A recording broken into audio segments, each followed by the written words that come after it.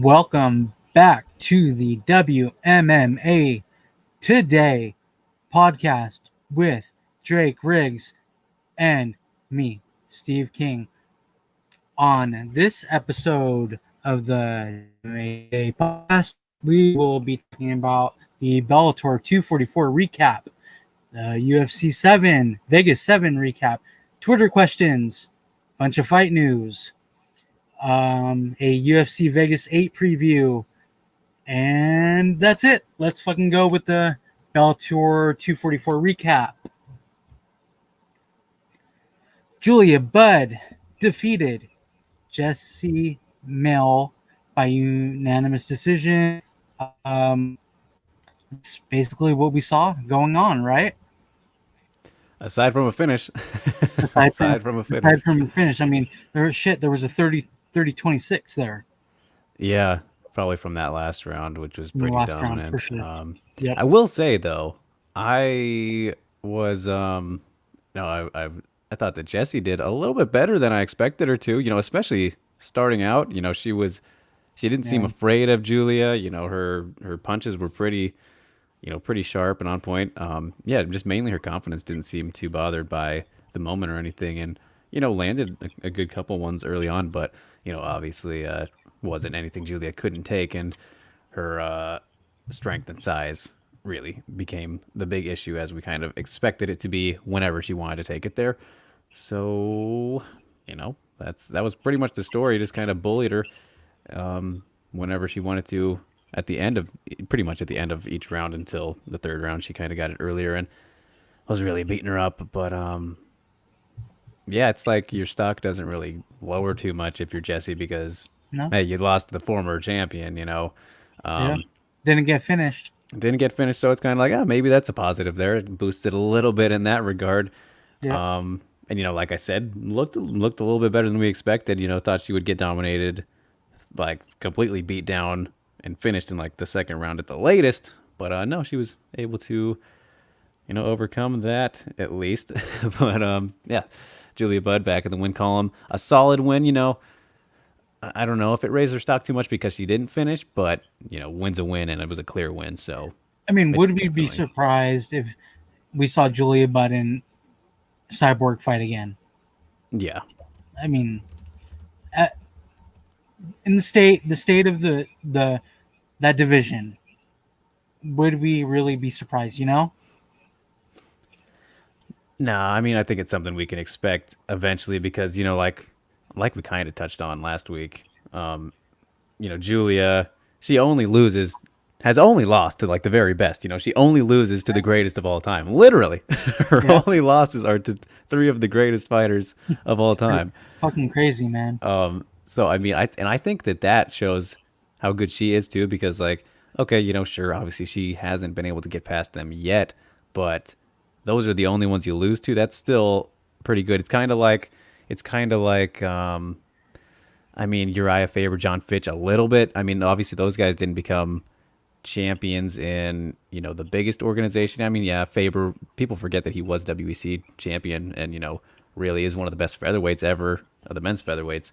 But, those are guys who are remembered for not being able to. They beat everybody except for, the top guy for most of their careers. Pretty much, the same thing with Julia. And, those guys are still regarded as, some of the best ever. I mean, Faber obviously more than Fitch. And, that's more of Fitch in his fighting style is why he doesn't get that Donald respect. Cerrone, that's a good one too. But obviously has had, some more losses lately. But at the end of his career, he's closer to the end of it. He's losing toward the end of his career, kind of like Fedor Emelianenko. Yeah. I mean, you can't look at the end of fighters' careers if they're fighting 60 fights in their career. Like they're kind of percentages there. At the end, you kind of expect them to start falling off a little bit. Julia Budd, on the other hand, I don't expect her to fall off. She looks phenomenal. Yeah, it'll be interesting. I mean, we saw that, Arlene Blanco was able to make things, close with her. Like, that's the only other person, comes immediately to mind, unless I'm forgetting somebody. But if those two ever have a trilogy fight at some point, which Can't really see it at the moment. You never know, but that'd be interesting to see. Again, as Arlene is improving each and every time out. But yeah, man, I'd be interested in the Julia and Cyborg rematch at some point Yeah. just to see how she adjusts to that because she never got rematches with like Nunes or Ronda, for example. But obviously, I don't think those would have been too different because of at the time, she was still early on in her career. But now with all this experience and getting a rematch like that, I think it would be pretty interesting. Yeah, But I think if Julia Budd were to fight Ronda Rousey, they Julia Budd would win at this point. like I that, yeah, mean, because her striking is really good. Obviously, she just doesn't want to go to the ground with Ronda Rousey. I mean, nobody wants to go to the ground with Ronda Rousey, but her striking is better. yeah, And Ronda it's Rousey, not a and Ron, difficult thing. yeah, and Ronda exactly. And Ronda Rousey, her striking has never been that good. So they Yeah, would definitely. I think I would put Julia beating Ronda Rousey, getting that um, rematch, and then but losing to Amanda Nunes. Of course, I mean nobody's gonna fucking beat Amanda Nunes. Into I won't ever pick against Amanda Nunes until somebody beats her. At this point, Cyborg, I think that she'll do better this time around. Um, I think nerves got to Julie Budd that whole week going up, it going gearing up toward the fight. She seemed really tense. Um, she wasn't like her normal self. She was just didn't want to talk a whole lot. Um, I think that a second fight would change for Julia Budd, and I actually look forward to that fight. yeah, there would definitely be less pressure. I think that would be a really big key there. Yeah, for sure. Um, and getting back in the win column here is a good thing for just the Oh, confidence definitely. in general and everything. Yeah. But that And, said, and the I way that she won the fight. I mean, she was pretty dominant. yeah, but despite that though, I would still say that it didn't. I didn't see enough to say that I would pick her, in the rematch yet, or that we should see it next for her or anything. Like obviously, I think that obviously Blanco versus Cyborg, that's the move to make. And then if Kat wins, you can pretty much guarantee they'll give her a title shot. So Julia might Yeah. have to get another 2 wins or so, which that would make it even more interesting because she's just getting more time to keep getting better and get the confidence back and all that kind of stuff. Hey, So you know who needs a fight and wants a fight? Janae Harding. yes, this is true. That I don't know if that's the one to make for her next though. But She needs we to could do fight somebody, dude. I mean, you could do I don't. Jesse versus Janae. There we go. Okay, yeah, that would be fun. Kat Zingano would be fun too. Yeah, there's plenty of fun matchups at featherweight. People just gotta recognize. Yeah, definitely. And we have one to talk about later on. Yeah, and I wanted to pull this one up here, Steve, Head Kick Audio, because that's something that I was saying pretty much the whole time during Julia's reign until the Yeah, Cyborg fight happened. Like she has yeah, always had all the tools to beat Cyborg. It was just a matter of putting them in action, and making it happen, putting it together. And unfortunately, wasn't able to do it in that first fight. But like yeah, her skill set is obviously there to be able to pull it off. for sure. So yeah. That was the only Bellator fight that we had this past weekend, which feels like forever ago. Yeah. So the Oh upset boy. of the upset of the year, as far as the WMMA Today podcast. I mean, shit, we were shitting on Shanna Dobson and You Maria. more than I was. Everybody was literally everybody in the comment section. Everybody, you and I, we were all talking shit. Everybody on social media talking shit, saying Shanna Dobson was gonna get her ass beat. She didn't. Matter of fact, she did the fucking ass beating. She was she was a beast against Agapova, who was a heavy fucking favorite, massive favorite, like 1100 minus 1100 or something like that was the closing, like crazy odds. I think it reached like 19. Jesus Christ, So, okay. So wild dude. listen, Listen, for some reason, I'm getting deja vu right now. Maybe I've imagined this, seen the future, but I feel like we've talked about some upset in the past before, and it's one of those things where, like, yeah, okay, we both said, the question last week was, all right, what's the bigger lock of the week, Julia Budd or Maria Agapova, right? And I said I went with Budd, but obviously, Agapova was reasonable to say that, and we were like, Dobson shouldn't even be in the UFC anymore. All this stuff. Despite that, that is all true. Everyone should have expected Maria to win. She should have been the favorite. But the fucking size difference of the odds never should have been that big, considering No.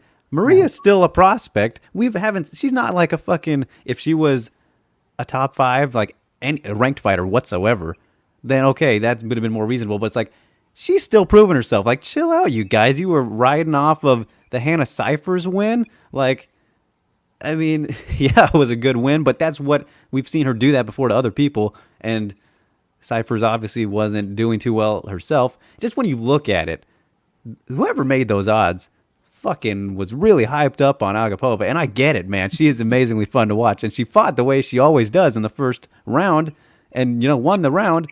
It just so happened that Shauna Dobson was tough enough to survive that onslaught. And, You're right.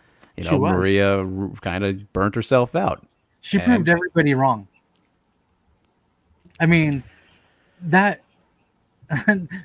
she showed that the record doesn't mean shit in a fight. Like, okay, so I was talking all kinds of shit about her record, saying that should she even be in the UFC anymore? I mean, do I still somewhat agree with that? Yeah, I still somewhat agree with that. But look, she just beat Agapova in the second round by punches. Like, she that picture says it all. She was on top of her, beating her ass, and it was yeah, totally unexpected. yeah, it's crazy. It just goes to show, like, I mean, that's MMA for you. I mean, um, yeah, I don't know. It's just crazy because it's like why Agapova had no reason not to fight the way that she did in the first round, right? I mean, Yeah, but just so happened that it just didn't work this time. So you got to be able to, you got to have a plan B. I think that's the big takeaway here is that she only had one idea, and that idea didn't work out. she went for smash. She went for smash, yes. Yes, she Went went for quick for smash, smash. and smash didn't work. So Dobson ended up getting the win. I mean, and She was looking close though, kind of with that rear naked at the end of the first round. I mean, obviously yeah, not too close, but it was all working for her, which is the thing. Is like Dan just ran out of time. yeah. I mean, I So feel like Agapova is still very young in the game. She'll bounce back from this. Maybe it was a learning lesson for her.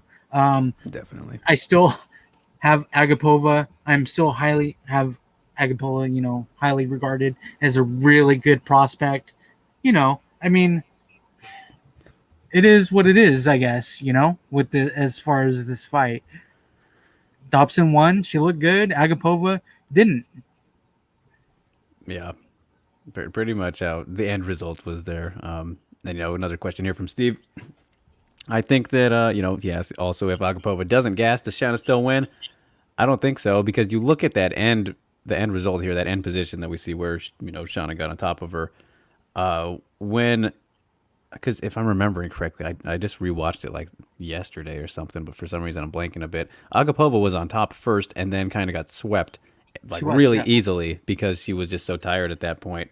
So if she had enough energy to stay on top, and then you see how she wasn't really fighting to move her off or anything from underneath. It was just kind of like, oh god, like kind of just she wasn't really fighting back effectively to get Dobson off of her is what I'm trying to get at. So she just didn't have enough, I don't think. But if she did, I think she probably still would have maintained position and been able to further smash. She would have done what Dobson did to her.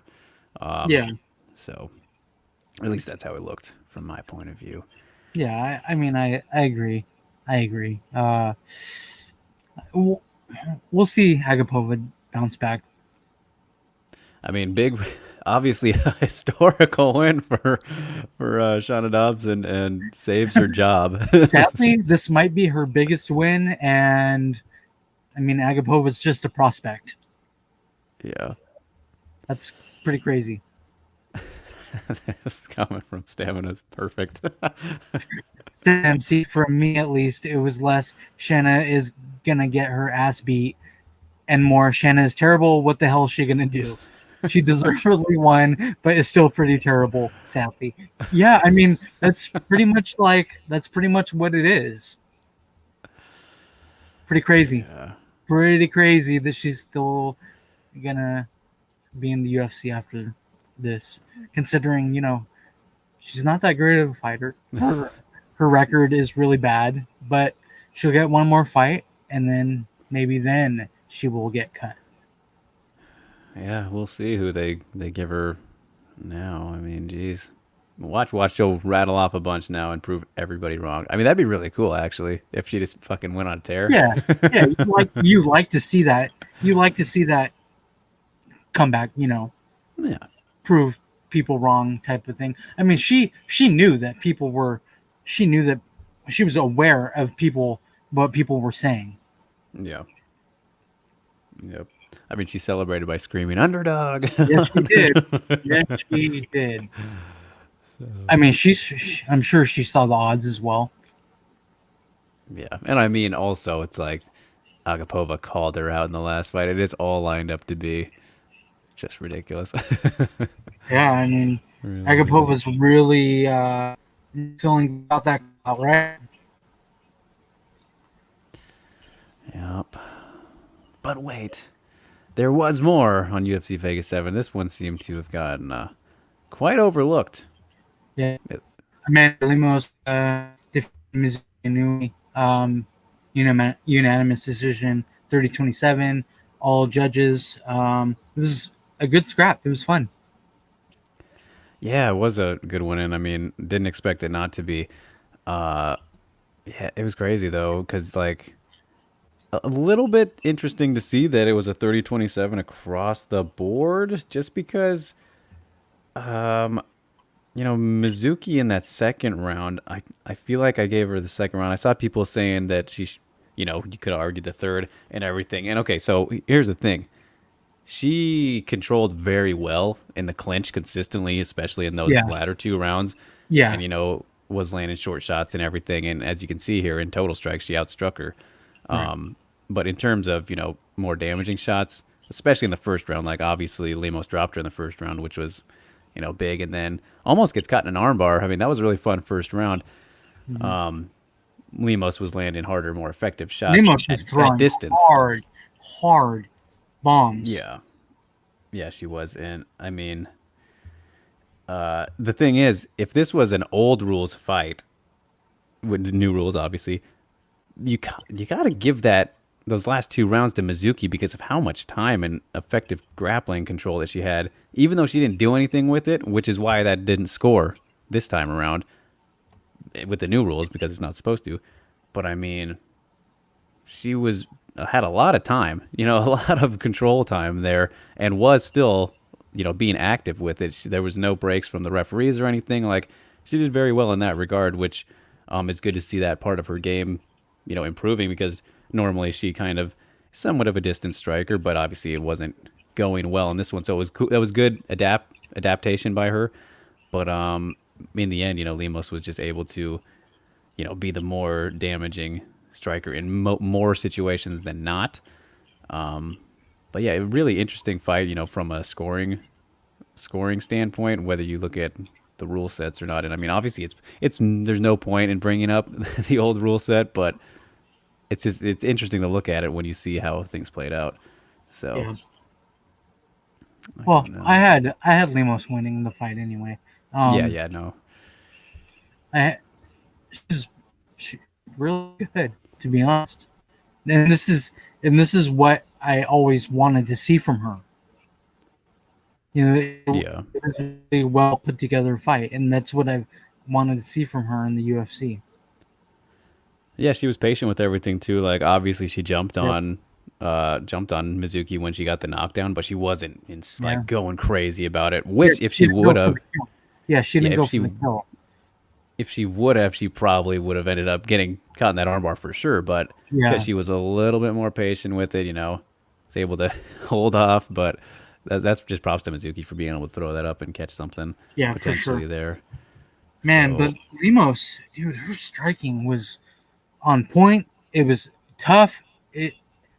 It really hurt Inui when she hit her. yeah, Nasty. yeah, it's yeah, it's a sad thing, and I see Stamina here has some comments. Mizuki is skilled but limited. Frustrating to see her ineptitude both in the clinch and out in the open. Yeah. Corner instructions look to be getting lost in translation too. A pity.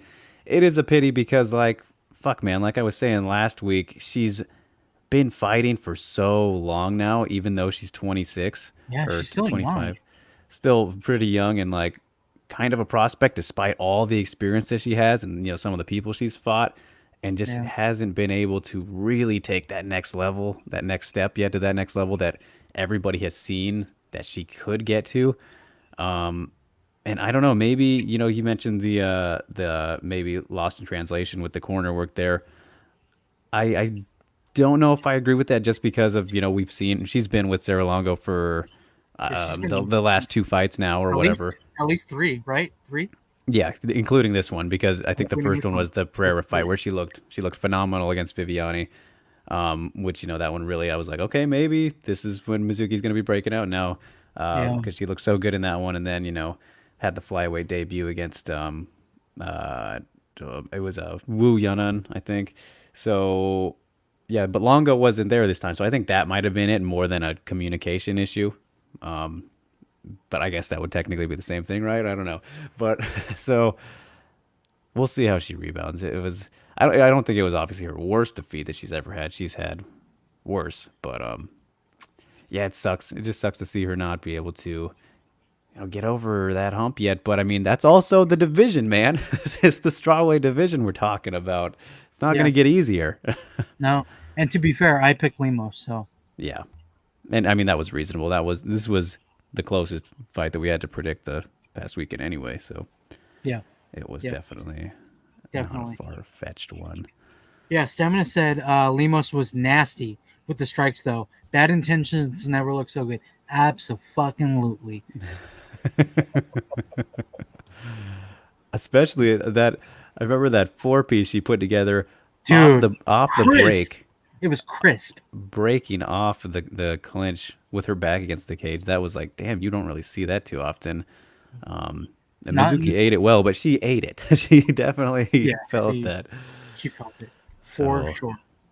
yeah, Good fight definitely. though. It was a really entertaining fight. They put on a really good fight. Lemos, I'm really happy to see Lemos win, and show off her skills, her skill set. Yeah, so many options now going forward. It's like I can't. It's one of those things where you can't even be like, who's next for this person and that person. Yeah. Literally anybody works. Yep. Love it. Gotta love the strawweight division. That's how good it is. So those were the recaps for the week, and now, my Twitter Twitter question questions. is. Let me fix that here. Even though Okay, we so have just one, so it should be yeah, Twitter question. we have two. Oh, do we? Okay. Yeah. Head kick. Steve DM'd me. We'll start with Okay. the one though from Juicy. Yeah. Okay, at FMW_pod asked, who's your favorite WMMA fighter of all time? I think if you've been Well, listening, I think if you've been watching this, listening to this, you can probably guess who mine is. Drake obviously knows who mine is, but I'll let you go, Drake. I mean, if they're real OG dedicated followers, they know who both of ours are because in the very first inaugural episode, True. this was the first thing we talked about. This was literally the very thing. first thing that we ever talked about. But since we're back, Yep. we're back after a very long layoff. We're back, and we have more followers and all that, let it slide. Yeah, of course. I mean, that was a great introduction to do it that way anyway. But hey, we're open to any and all questions every time. We will probably get asked this again, and we'll still answer it Oh because yeah, that's I'll how answer we this all roll. day. Yeah, I'll talk about my Yes. favorite all day. So, okay. Well, first of all, Juicy, thank you, sir, so much. But I don't believe in WMA fighters. I'm gonna get that out of the way. No, I have to throw that out there. But my favorite female fighter, so I have three that I think I would say of all time. I have two at the moment, but all time, Misha Tate was really the person who got me to see that. I was kind of skeptical at the time. Let's go back to what year was it? 2012, probably. I wasn't sold on the female fighters being good enough to be in the UFC yet. Like this was around Strikeforce time, and it always feels so funny for me to say this and look back on it because of how I am now. But yeah, then I saw Tate versus Kedzie, and that fight was so incredible. One of the best fights you'll ever see. I mean, most Yeah, underrated, underappreciated fights. Great comeback. It just had everything. I was like, holy fuck, man! If this was in the UFC, people would be going crazy, and this would be a highlight of the year. But like, that was the fight that turned me to be like, all right, I think the UFC needs to bring these ones in. And Misha just was always in kind of fights like that, from the past and then going forward. So I was like, this chick, man, and she was entertaining to listen to, full package, all that stuff. So she was kind of the first one for me. And then over time, I became a big fan of Randa Marcos and her story through like Tough 20 and getting to know more about her.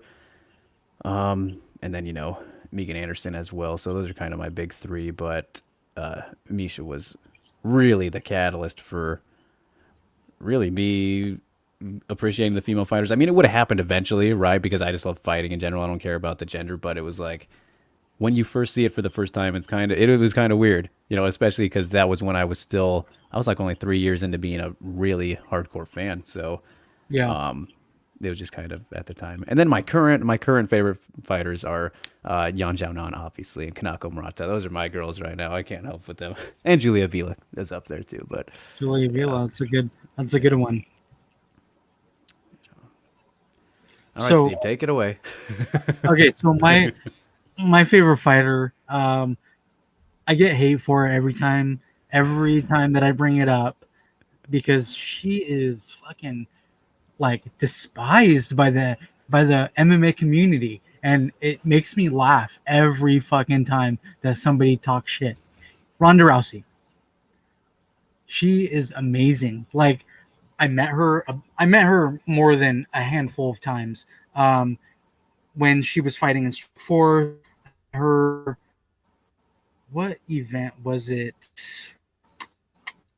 She was fighting maybe Sarah Kaufman, or it was Sarah Kaufman, I think. I met her I met her prior to that event, and she was really cool. She was really nice. I met her while she was a champion in the UFC. Um, I met her at a book signing. Literally every time that I've met her, she was very cool. She remembered me. It it was pretty awesome. She's in me. She's in me, or I've loved her for a very long time since her Strikeforce days. I don't know. The MMA community is really hard on her just because of her attitude, but I mean, I can see why. I get it. Her striking, God, I wish she would have went to a legit gym. Anywhere else? I wish she would have went to a legit gym. Edmund is not an a coach. He just he just isn't. And yeah, head kick. The Tate Rousey beef was dope, and it's really funny that both of us those are the people that we are favorites, and why they're our favorites. Like literally, Misha Tate, Ronda Rousey beat Misha Tate, and then Misha Tate ended up. It's really fun, Like it's a fun beef. We It don't was funny how we're on opposite sides there. I know we don't really argue about that at all. I mean, It's the past. Stamina said, excels sharply. Phew. I thought Steve was going to say Jessica I there. I was about to lose my shit. Yeah, I'm really not that big of a fan of Jessica I's attitude. Um, I, yeah, but it's Ronda Rousey. Head movement, right. Fucking God. And currently it's Tatiana Suarez. Um, God, I want to see her Nico? back. I want to see her back in the cage. I really want to see her back in the cage. Nico Montano, Native American, half Native American. It really, hit me in the heart. It really hit me in the heart that she won the tough season, and then she became the first champion and all that. Really hit me in the heart, man. Like I really got feelings when Nico won.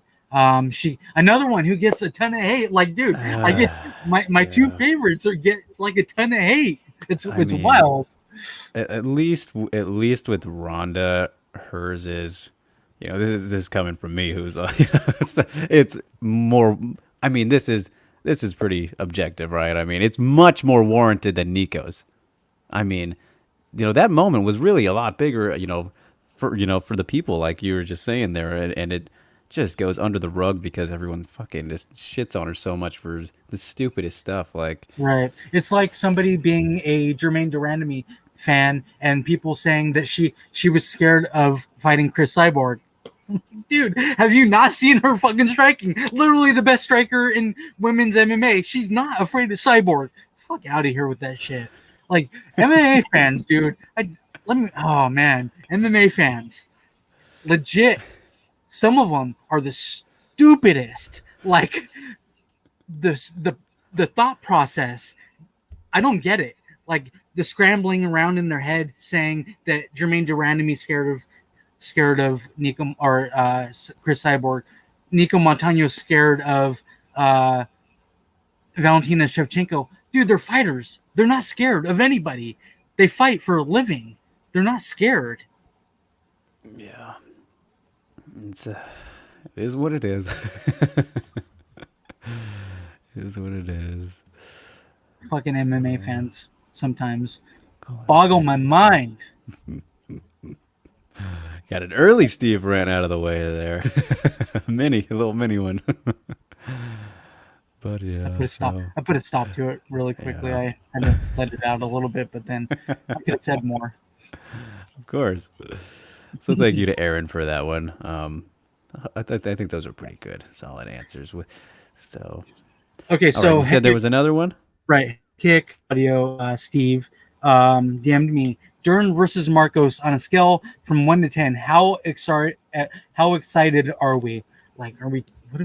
How excited That's are we? that's a, Like, that's a funny follow up, considering I had the random mention there. yeah, um, and man, Jared's pretty excited.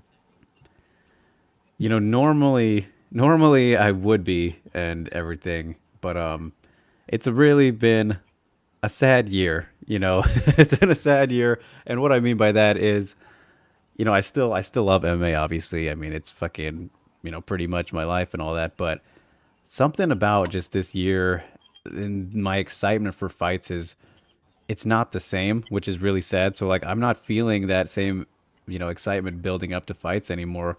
And this is just a personal thing for some reason it's happened. I don't know if it's the crowd. After seeing Ryzen, I feel like it might be the lack of audiences in the atmosphere because I was fucking amped for Ryzen, and during the whole event, I was like, all right, this is what I missed so much. And I'm really excited for the next one. But also, you got to think they just don't have shows as much as the UFC. But I don't know, even for like my favorite fighters, I'm not feeling the same. Like I would get so stressed out, like when Dominic Cruz during 2016 when he came back and everything, and because that's my guy. For the Uriah Faber fight, I knew he was gonna wax Uriah and everything like that, but I was freaking out the whole week. I was like, oh man, it's gonna happen. He's back, he's fighting, and then the fight happens and everything. I'm pacing like during the fight. I don't get that anymore, and it makes me so sad. I hope that can change soon somehow. Maybe I just need to. I mean, I invest so much time. I don't know what it is, but yeah, of course, like I look forward to it. I think it's a good matchup, and it's one of my, my people I'm most interested in watching. But in terms of comparing the excitements, man, it's not the same for me. But Okay, I'm gonna say something really quick. I think that the excitement levels are not as high for us, because of of the state of the world right now, and specifically our country. We're in the United States of America. There's a lot of shit going on in this country right now, um, that mean more than fighting, than MMA. So we're not really getting excited as much. For me, I'm not getting. Robbie Lawler's fighting this weekend. He's the co-main event. Literally one of my favorite fighters ever. Um, man, it's Thursday now. I'm just barely thinking about Robbie Lawler fight week. I should be more excited right now, but I'm not. yeah, I agree with that one too. And I'm like, I wouldn't even consider myself a Robbie fan, but it's like it's a Robbie Lawler fight, you know? I don't know. Yeah, right. It's Robbie Lawler throws down. It's just weird times right now, man. It's I'm just trying to think of like what the last fight was that got me really, in that zone where because there was a period like all of last year and like, all the time before it where, every title fight, I was usually like on the edge of my seat, like, oh yeah, man, here we go. There's that the anticipation is finally built up here and it's about to explode. Uh maybe dude. We have Izzy Costa in 2 weeks. yeah, that's crazy. That one Are we that could hyped be the for it? one. We're hyped for it, but like, are we at the hype intensifies? Yeah. Have you know that or no? I'm Habib not. and Gaethje might get me there actually. Now that I think about it, if there's Yeah, that's one, all the way in September though. Like yeah, we still have quite a while away for that fight. I think the last fight that really got me was probably Colby and Usman actually, and that was last year, Oh, that right? was That was last the end of year. last Yeah, year, and that was yeah. with the crowd too. Um, I don't know, See, man. I'm okay. I don't count the crowds because I'm perfectly fine without crowds. I love hearing, I love hearing the corners. I love hearing fighters talk shit to each other. Making comments toward each other and stuff like that. I love that part of the fight game. I'm perfectly fine without a crowdless arena. It hurts me not to go. I would love to go to an event soon. It's been a long time, but watching on TV, perfectly fine with it. Yeah, it's just For weird me, times. Just weird it times it overall. is. It is. It's really tough times right now. Tough times in the world right now for many different reasons for a lot of people. Yeah, but so Okay, yeah, so thank those you very much, Steve and Juicy, for those questions. We have a question from Yusuf. Welcome, Yusuf's Yusuf. back. Yes, welcome, Thank sir. you. What color would you grade Val's jiu-jitsu, as it's not disclosed anywhere? Also, Val has 3 title defenses. Can she beat DJ's record of 11?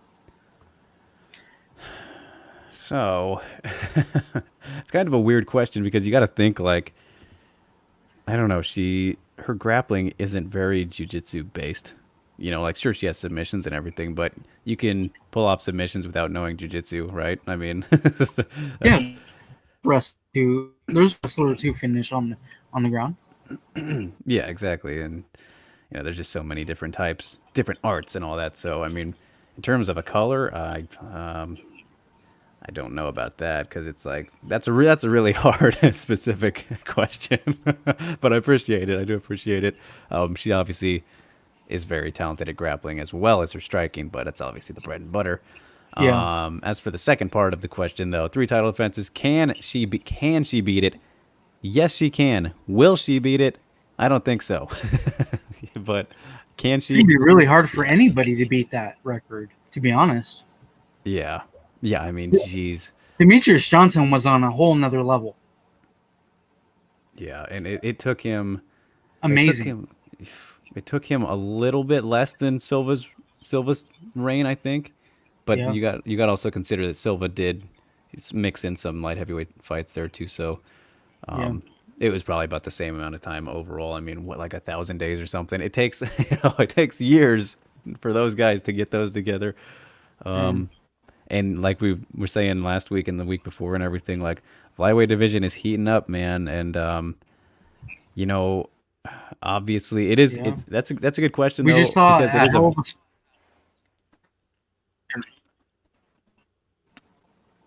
yeah. What was I gonna say? Yeah, the comparison there, it's good because both flyweights obviously, but the champions, they're doing that thing where it makes the rest of the division look bad, but the division isn't bad. It's just that the champion is so good. That was kind of the DJ effect there, where everyone's like, "Oh, flyweight's horrible. He's beating a bunch of guys that aren't good." Like they're all competitive with each other though, and like you see how it is now. Um, if flyweight's like only looked good, it's looked even better since he hasn't been there. But that's because he hasn't been there and been able to beat those guys. Like, damn, that's how good he was. That's just how good he was. you know? So it's an interesting thing, but I think somebody will come along, or she'll call it quits. You got to think about how long she's been fighting for, man. I mean, not just MMA, but her whole life.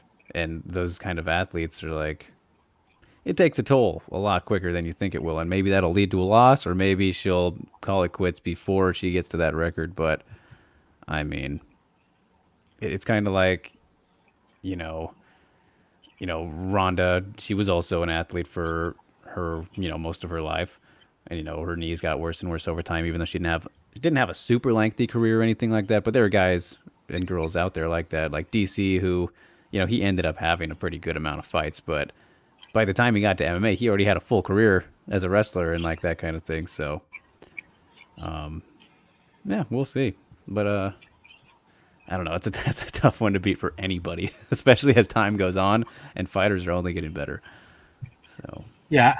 I don't see anybody really beating that record. If anybody, it's gonna be Habib Nurmagomedov. but then even he's another one of those But, guys where probably won't stick around long enough to do it. right? Yeah, exactly. But I can totally see him doing it.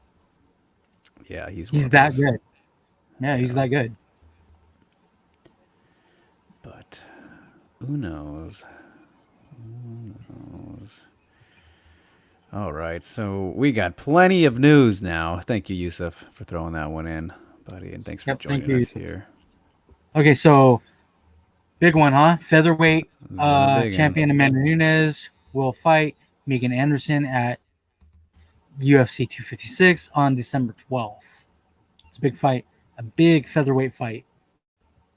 Big Finally, featherweight fight, potentially the last featherweight fight, right? It I very know, well could be. crazy. I mean, depending on what happens in this fight, if Amanda Nunes fights, who else is left, or wins, who else is left for her? Nobody. Um, if Megan Anderson wins, well, maybe they'll jumpstart that division.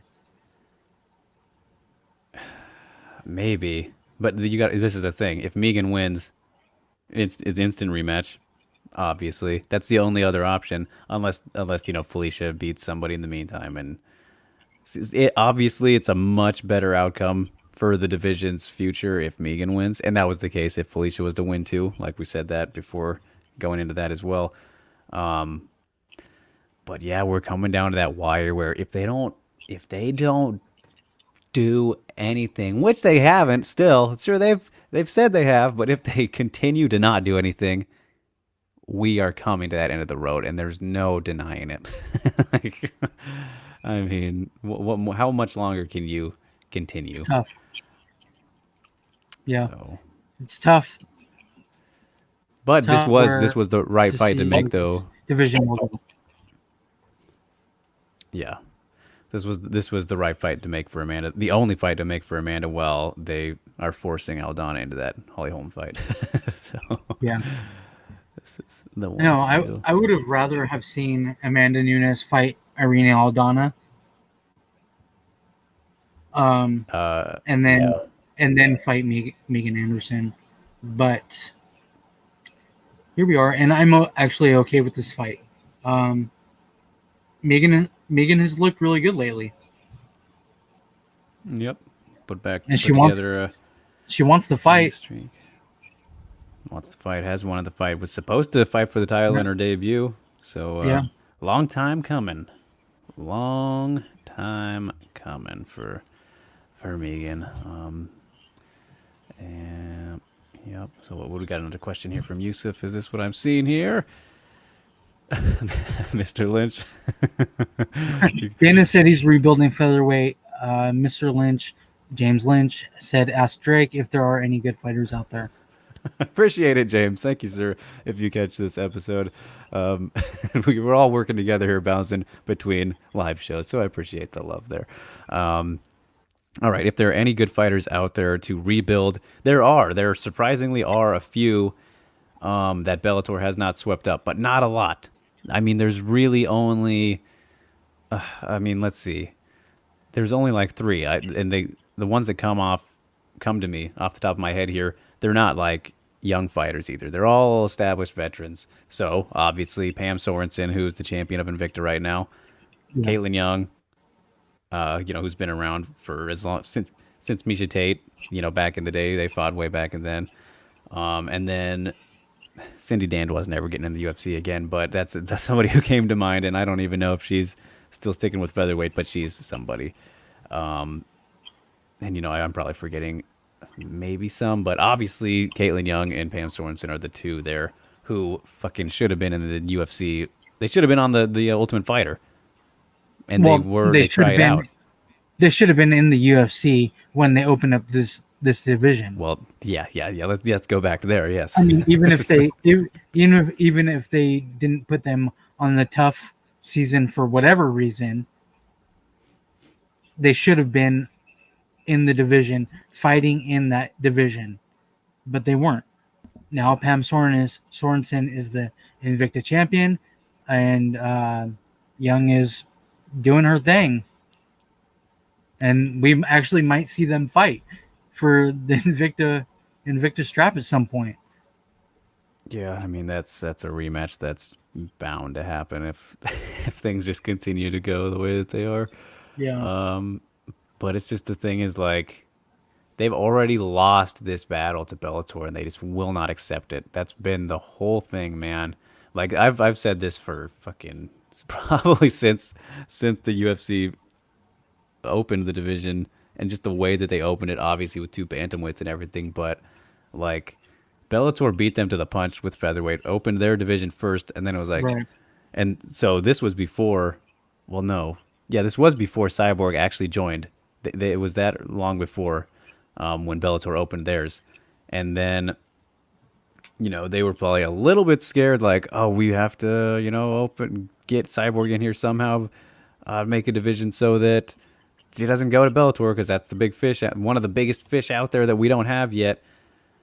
But then Bellator ended up building a better one, and they weren't able to get her. But the UFC, just out of spite, and trying to say that they still have something over Bellator, which they were building up very nicely, and they ended up losing that battle because they didn't really care about it. They just wanted to say that they had it, and it still seems like they've been hanging on to that ever since. As there has never been more than I want to say 7 or 8 total fighters in the division. I mean, it's just absolutely ridiculous. I think there still have only been less than like 20 fights total. It's since 2017. Like, Yeah, come on, crazy. come on. It's crazy what this division hasn't been. It just hasn't lived up to what it should be. I mean, I don't know if there was. They just didn't do a good job with giving it expectations in the first place. I don't know if there's any living up to that could have been done there. I mean, yeah, it's just been real.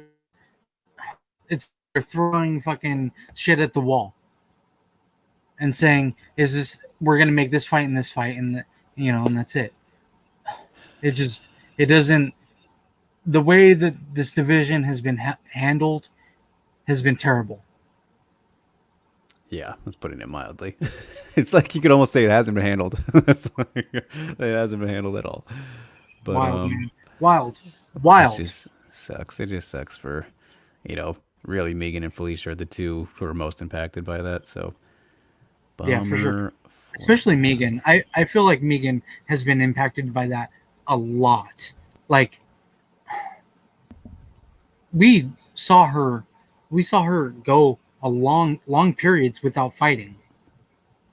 When she Yeah. wanted fights, she needed fights. She wanted fights like incredibly bad, and they just weren't fucking giving her fights. Because why? Because they don't have anybody. Well, that's the funny thing too. Is like every time that they go into negotiations, it's like Mick Maynard's like, "Yeah, we can't find anybody. Like, just sit tight." Like every time he says that, like, just out of nowhere, like, "Oh, all right, here's somebody." But it's like if you can't see anybody right away, that's obviously a problem. If there's nobody that's like Yeah, maybe this one, like if you don't have a pool that you can already look at, it's kind of a problem. I agree. So either way, looking forward to that Yeah, it's a fight. good fight. I mean, obviously, Amanda Nunes is going to be the heavy favorite. She should be. I mean, she's the greatest of all time. Um, I'm surprised. but I'm curious to see what the odds will be, actually. yeah, I haven't seen the odds. But Megan stands a chance. Yep, especially on the feet. Yep, she's not terrible like what people fucking make her out to be.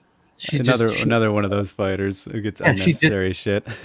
yeah, she just isn't terrible like what people think she is. She just isn't. Yep. So that What, will you be don't like her good. tattoos?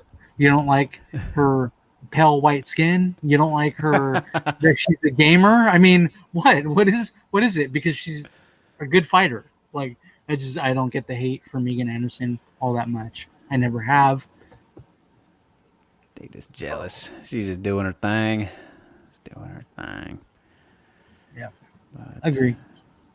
anyway, this was one of those fights that I told you before we went on air here that totally missed last week. Yep. So we'll get to it now. No fights left behind. Courtney Casey will take on Priscilla Cachoeira in October. Oh, on Halloween, October 31st. Didn't even Birthday realize that there present. was a card that day. That's the Silva Uriah Hall one. Oh, maybe that's why I'm not exactly pumped for that fight. Yeah. And I was like, come on, you guys couldn't have given me a better fight for my birthday main event? Come on now. But yeah, this is an interesting matchup though, I think. Like, I don't know. I guess it's all right matchmaking. I feel weird about Courtney Casey sticking with flyweight after that pretty poor Jillian Robertson performance, obviously. And maybe Yeah, it just could have been that one. And I think stylistically, this is probably a better fight for her. But even then, it's like, man, Cachoeira is just fucking ridiculously tough, obviously. We've seen it she's very tough. in all of her fights. And, that Valentina Shevchenko fight is the one that stands out to everybody. Just took un an unwarranted beating. um, but and then even after that, Molly put it on her, Carolina, and then she got the very nice knockout over Shanna Dobson, who we talked about earlier, who is back.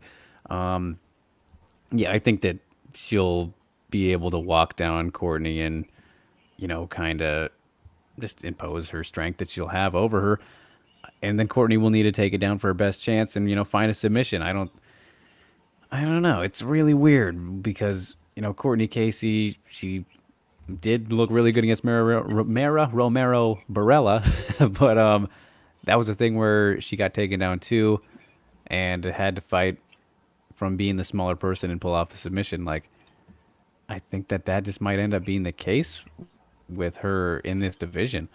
But I don't know. She was always, obviously a lankier strawweight, and it's not like strawweight needs her. So maybe third time will be the charm here. She'll come out even better than she looked when she got the Barella win. But I don't know. In terms of, durable opponents, this is one of the most durable ones she could get.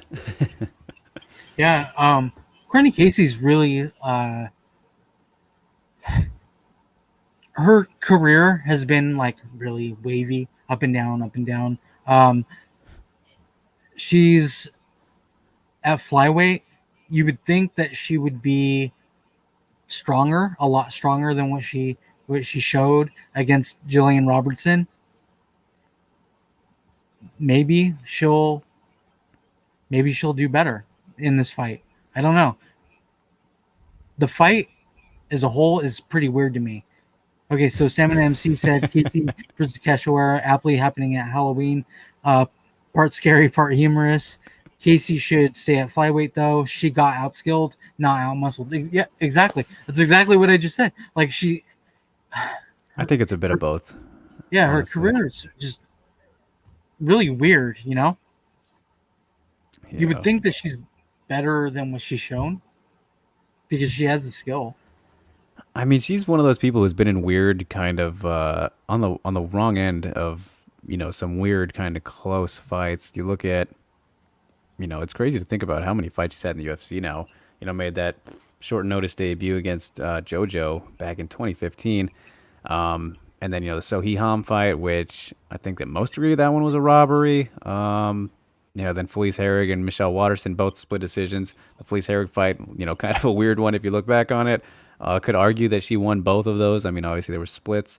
It just came down to her career could be a lot different if certain judges were in the seats instead of who's ended up being in the seats, So Yeah, it's pretty wild. Funny how that happens with some fighters. Yeah, sucks. It really sucks. For Yeah, for honestly, them, honestly, it does. but either way, we'll see. Partly scary, partly humorous. I like that comment. We have a Yeah. question here from Life After Death. Thank you for joining us. Hopefully, we see Elimile McFarland versus Juliana Velasquez soon. Yeah, who do you see winning that fight? Oh, I That fight. that's a fight that I'm really excited for. That is the fight that I've been wanting to see Yeah, for quite a while now. That should have been Alima's last. They each should have been each other's last fight rather than who they did fight. Alima with Kay Jackson and Juliana Velasquez fought. Was it Bruna Ellen? I don't remember exactly who, but either way. Oh, we're back. So who do I see winning? I mean, I don't know, man. It's one of those things where Velasquez is still kind of super underappreciated, but I think that anyone who saw that last one's kind of recognizing a bit more. And, Alima's yeah. realizing how good that she is too, more and more. She's she's well aware of how good Juliana Velasquez is. Which means she's only going to show up better for the fight herself. Like she's one of Yeah. those types of champions.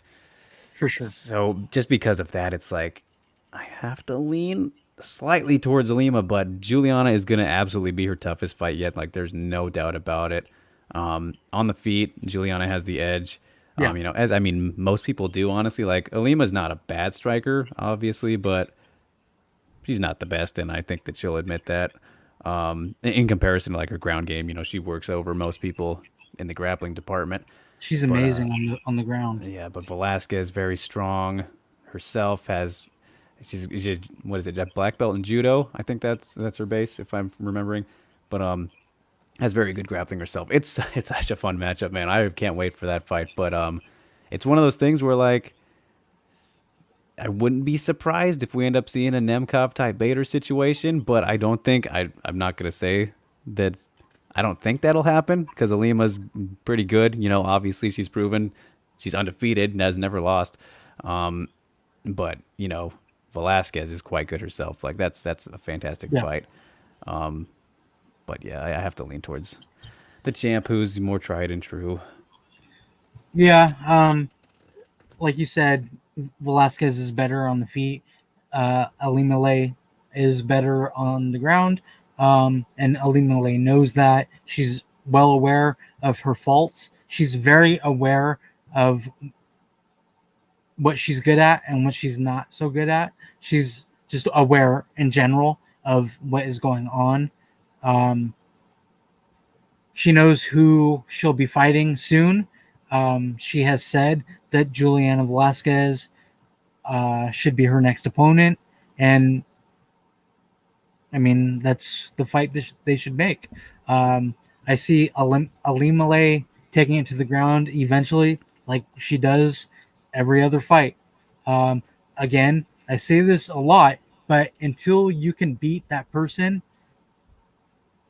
I'm not going to pick against them. Yeah, that's a good situation here. So But I can see Velasquez though. Juliana Velasquez winning, though. I can see her winning by way of knockout, technical knockout, in some kind of striking fashion. I just won't pick against the Limale. I just won't. Yeah. Be curious to see what the odds are for that when that eventually does get booked It needs officially. to get So booked. I mean, they've pretty much agreed. Like they'll be fighting each other yeah, soon. Alimale has said it. it's just a matter of getting Velasquez, in the country. It's kind of the Valentina Shevchenko and Jennifer Maya thing. Yeah, yeah, yeah. Alimale is very well aware. Exactly. So Love good that question question. there. Yeah. And Yusuf's got another one for us here. Does Amanda have a better chance of beating Clarissa Shields in boxing or beating a male top 15 opponent? She's not going to be a male top 15 opponent. I I cannot pick Amanda Nunes to beat a man yet. She's damn good. She's really good. Unless if it's a flyweight.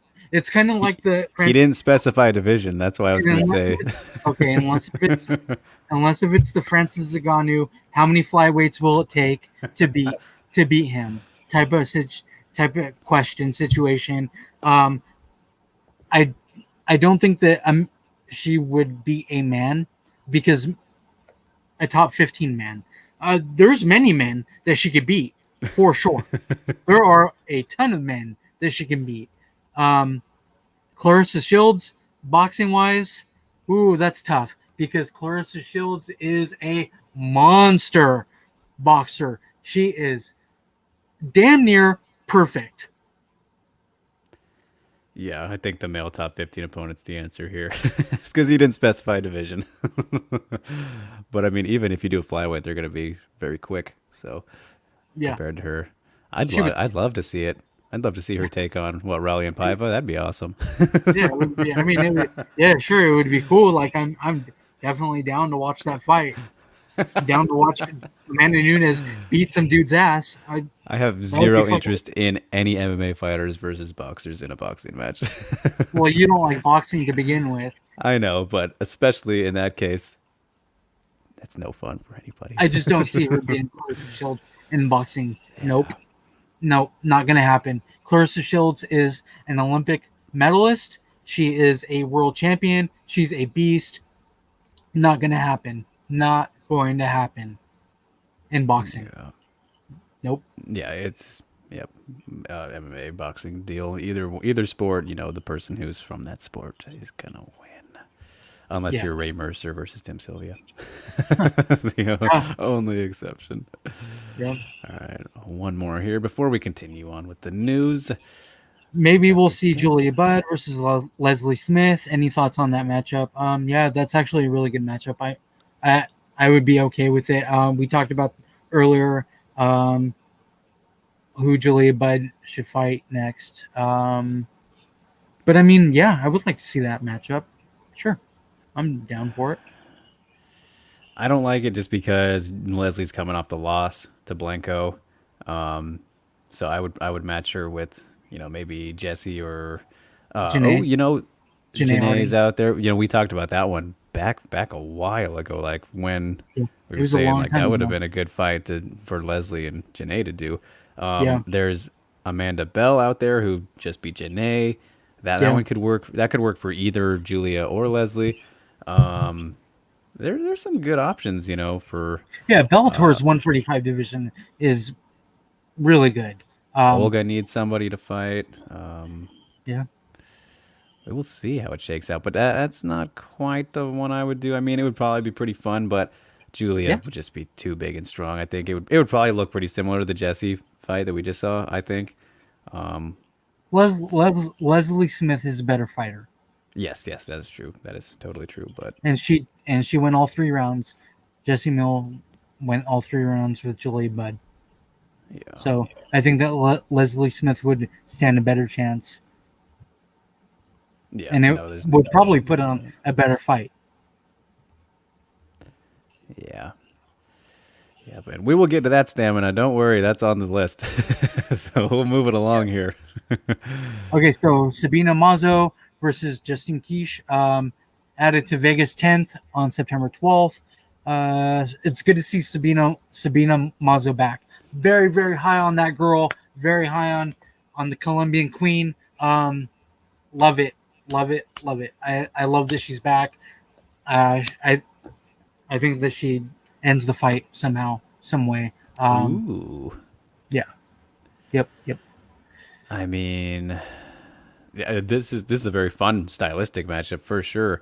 Um, I think this is the other one that we missed on last week. But yeah, Sabina Mazo, you know, first fight since January, which, not too surprising, but it feels like everything kind of quieted down for her, even though she's on a rebounded with the 2-fight winning streak now after losing her debut to Marina Moroz, who just, put on that beautiful upset performance. Yeah, it was Getting awesome. UFC got a bit ahead of themselves with throwing Mazo in there and underestimating Moroz, which I mean reasonable at the time. Reasonable at the time. Didn't expect that Yeah, from Moroz, but I feel like we could see something similar just because Justine Kish, we forget that she's a pretty established kickboxer in her own right, like the background that she has and everything, and the fights that she has had. She's done pretty well in them on the feet. Like most of the striking battles that she's in, she's definitely hanging in there, if not winning them more often than not. And took on Lucy Pudilova in her last time out, who known for her striking as well, was able to beat her pretty convincingly. So yeah, this is a really interesting one. I like it. I don't know if we'll see a finish from either one, but yeah, I'm all for this September 12th. So what this is coming up here pretty soon. yeah, it's soon. Couple weeks. Good, yeah, it's a good fight positionally for each, and Sabina is coming off of that win to JJ, which for some reason I don't really remember that fight whatsoever. But I looked before we came on here, and I scored it for JJ Aldrich. It was a split decision, but that fight is not in my memory bank whatsoever. But so I'm excited to see Sabina back then because it feels like I haven't seen her in so long. But Yeah, it's been a while. She's high on my prospect list. I'm high on her. yeah, still Um, quite young. yeah, yeah. She's a fun one. I like the fight. Definitely. All right, now this one is interesting. This Trey one is very Cortez versus interesting. Bea Malecki on October 10th. I like this fight. It's pretty crazy because Tracy Cortez is only 5'5", and Bea is like 5'9", and she has, or like 5'9", 5'10", or something like that. She'll have a crazy reach advantage over Cortez, but that also plays into Cortez's scrappy way of fighting. Yeah, you're right there, but man, so since we started up the show, I've tried to tweet less of my thoughts on fights when they break, so I'll save them for the show. But I couldn't help but tweet about this one because Yeah, I just don't get. I don't know if you saw, but I just don't get what they're doing, what they're trying to do with Tracy Cortez so far, right? I mean, yeah, okay, it's weird. so for her last fight, which it ended up being against Vanessa Mello, originally she was matched with Duda Santana, who lost to Bea Malecki in her debut. Both her and Bea's debuts, if I'm remembering correctly, if that was Bea's, but either way, it was Duda's. And former featherweight, a big bantamweight. Tracy Cortez is somebody who should be fighting at flyweight. She's been her whole career there until the UFC, Lost fight, right? and now they're pretty much matching her in the same situation as with the Duda Santana fight, except against the person who is better than Duda because they beat Duda. It's like, I don't know. I don't know what the idea behind that is. And I mean, you look at, Yeah, Bea had that last fight against Veronica Macedo, which is pretty much a similar situation. Somebody who's more fit for flyweight compared to Bea, who's been a featherweight and everything. And, Bea ended up walking away with the win. But that was a pretty crazy fight. If you remember that one, Veronica Macedo made that, wild. But I think that's more because of her style than anything. She just gets a little bit wild when she needs to. I don't know if Tracy Cortez will be able to pull off that same kind of thing, but obviously she's the more skilled grappler. But she's gonna She's the more be, skilled fighter, and like as a whole, she's a better yeah, fighter, I think. But she's gonna have the weight advantage, the height advantage, the length advantage is not going to be in her favor at all. yeah, and I mean Salmon stamina's putting MC it Cortez pretty has no low. business being at bantamweight. It's going to look like Maleki's last fight, even though Cortez is the better fighter. I hope this is just a Rona pairing to spare a weight cut, etc. I don't think it's a Rona pairing. She just fought. Her last fight was at bantamweight. Yeah, that's the weird thing is like I don't know, I don't think it is a Rona pairing because of I don't think they it is. pretty much tried to do it already. They tried to Right. do something very similar, Yep. but I don't know. I mean, yeah, sure. I'm not for, if you're wherever you feel most comfortable fighting, sure. But I mean, it's not like Tracy was doing bad at flyweight, and I don't think her weight cuts were ever too crazy, like too bad or anything. I mean, she's 5'5". She's tiny. And the thing is too, I also mentioned this. I think I was talking to Dusty Andrews. Shout out to Dusty at Fight Expert on Twitter, and I was saying to him like, the thing is, I cannot see, no matter how good, Tracy gets or anything, I cannot see her hanging with the elites of the bantamweight division just because of her size. And you think about the fighters up there and what their skill sets are, like their strengths and everything. Like just even thinking about like Sarah McMahon, who isn't even at the very tippy top anymore. If she runs into a Sarah, she's gonna get bullied, man. Like, and even Yeah. Yana, who isn't a wrestler necessarily, but you saw what she did to Julija Stoliarenko. It's going to be the same thing. Like no matter what she does, that's how I feel about it. And so it's like Yeah, it's maybe just she, I don't know. the weight thing is very weird. But I do think that Tracy Cortez is an incredibly scrappy fighter. She's she has that going for her, and I mean that can win her a fight against somebody like Bam Lecky. But as she goes up, and against the better fighters in the division, that's not going to get it done. So I think as a whole, we all agree that it's weird that she's fighting in this division because of her her height, and she was good at flyweight. Why would she fight at bantamweight? You know, yeah, I mean I don't remember who her only loss was to, but I mean, I was gonna say her only loss was to, was it Maverick? I don't remember. I don't have her record up, but she should have lost to Blanchfield. That was a robbery. Um, I don't use that term lightly, but yeah, I don't know. We'll see. I'm sure it'll be fun. It'll be a really fun fight because both these fighters are very fun, but yeah. it's just it's just a strange one. It's just a strange one.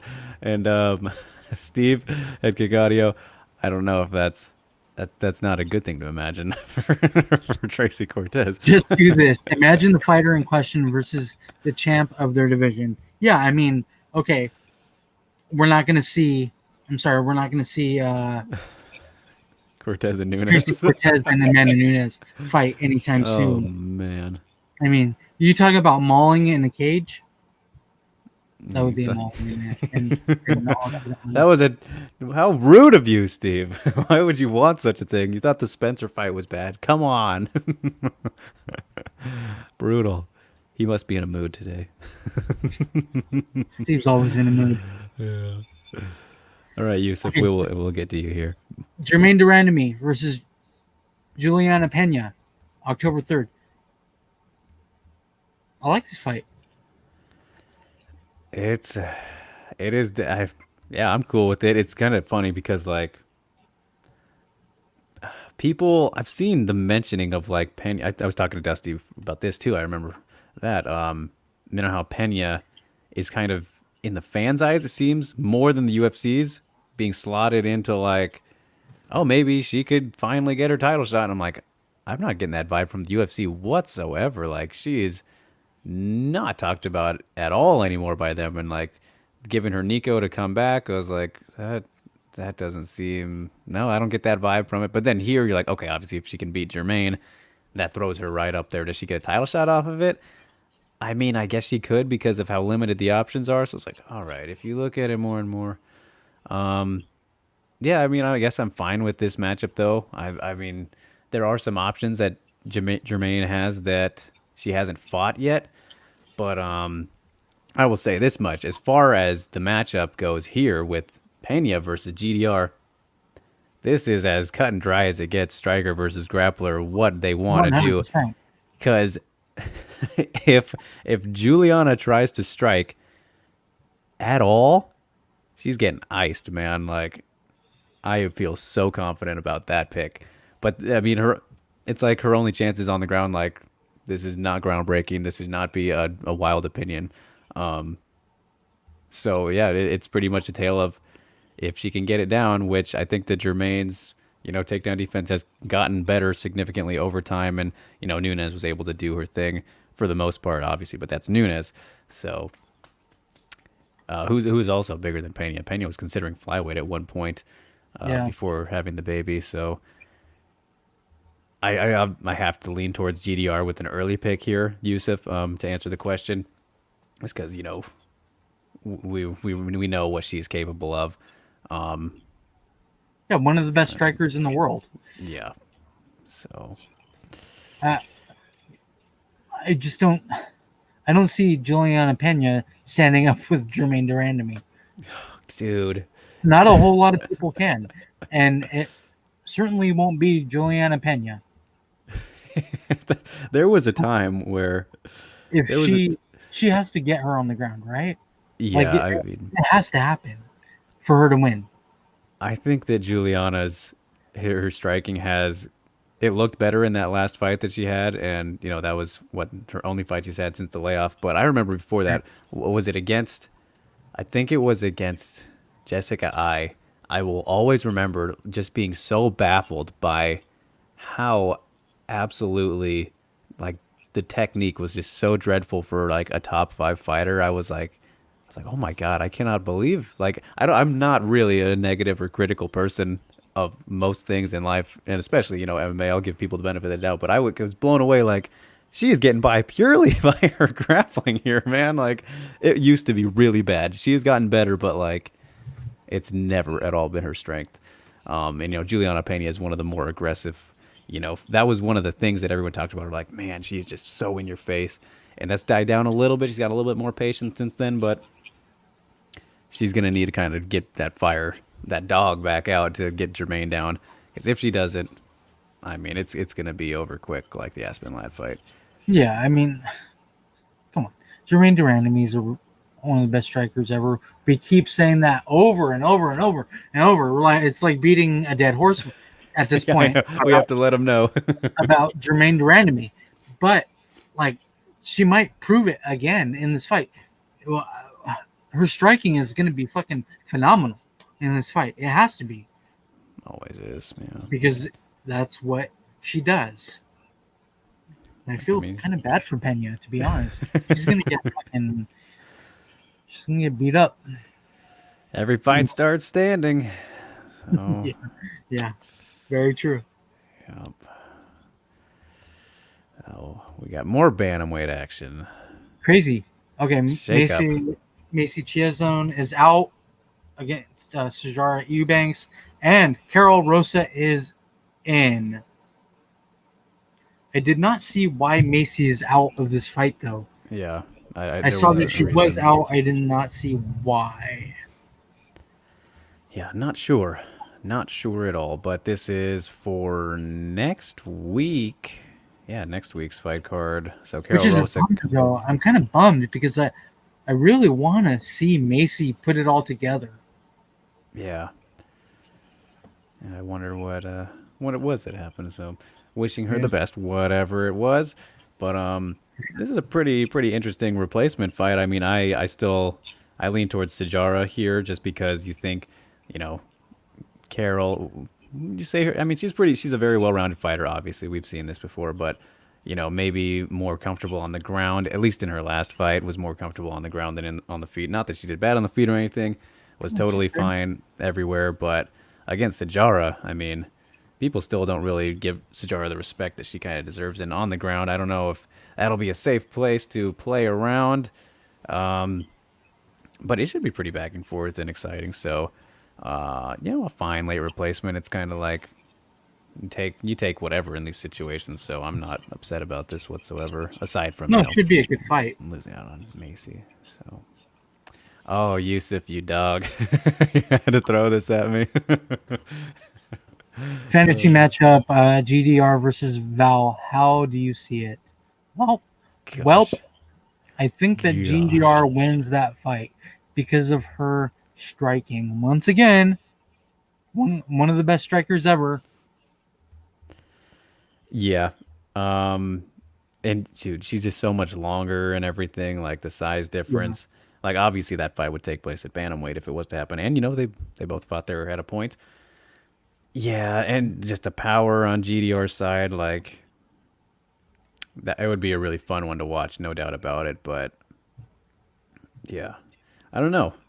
It's a good one. Obviously, yeah, I lean towards GDR because of those elements and factors I just mentioned. And man, if she was to get it in the clinch, like just with the distance and size difference she has, she wouldn't have to lift her knees up too high. I don't know exactly what the height difference is there, but you know, it's obviously in favor of uh, the Iron Lady. So yeah, I don't know. I don't know. That's a fun thought to think about, but we'll never see that one. So oof. Okay, I'm back. I don't know what happened. you lost some audio there, or some. Yeah, I don't know what happened there.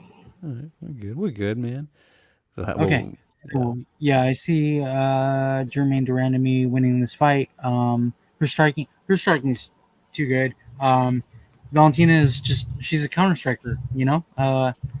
She'll she'll get it off, but she won't have that length advantage that she often has in in the division that she's in right now. Um, it plus would the probably power, be a boring fight too, plus honestly. the power of Jermaine Durandamy would Yeah, probably knock Valentina Shevchenko on her ass a few times. yeah. I mean, you also got to think maybe Valentina would try and take it down too, just because, like, all Yeah, right, she'll respect those accolades and that's skill set too. So that makes it a lot closer. But yeah, it's interesting. I would maybe go with Valentina just because of that. If she was to avoid the striking, then I'd be like, okay, if you want to play it safe here. But in a purely striking matchup, that's where it's, a lot different. So, yeah, I agree. It'd be a good fight though. so yeah, it would be good. Highly entertaining, I think. You said Definitely. boring earlier. I don't think it would be boring. Just because I was thinking, maybe, Jermaine's smart enough to realize the game of, her counter striking and all that. So she'd be a little more like, all right, I'm going to take these shots when they come to me. I'm not going to force too much just because, you know, I'd love to see it though, either way. I'd love to see it either way. So, All right, so Sarah Kaufman reveals she is no longer with the PFL. Um, I'm not really surprised. I think we're going to see a lot of fighters kind of bowing out at this point. PFL is not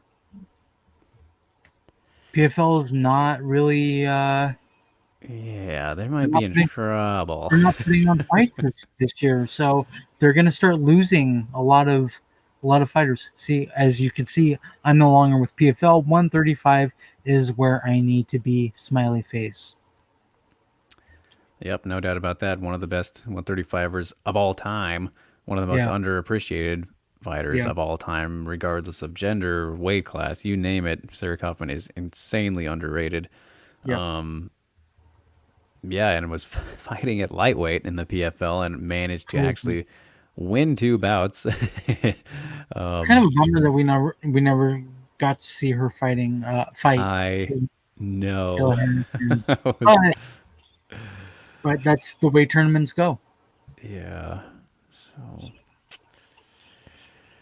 yeah, I mean, obviously here the UFC. So it's another weird thing. Is like obviously they have something against these featherweights in Invicta, Caitlin Young and Pam Sorensen, and so forth. But they should have re-signed Sarah Kaufman right after she had that. I mean, they never should have let her go in the first place. Actually, like, who am I kidding? Yeah, I don't know.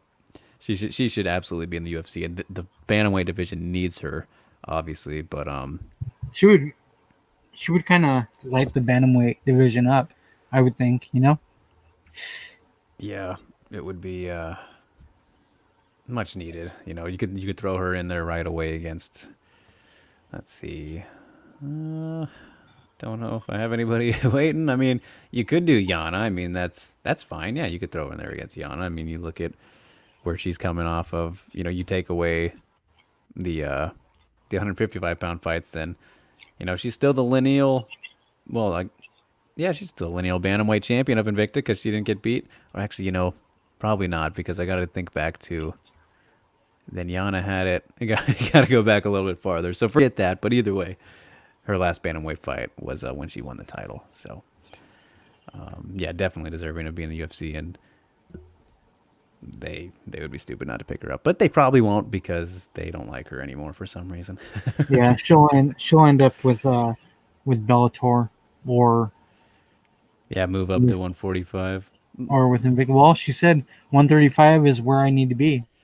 Yeah, but I mean, there's like nowhere else for bantamweights to fight. If you realize that, it's like only the UFC and Invicta.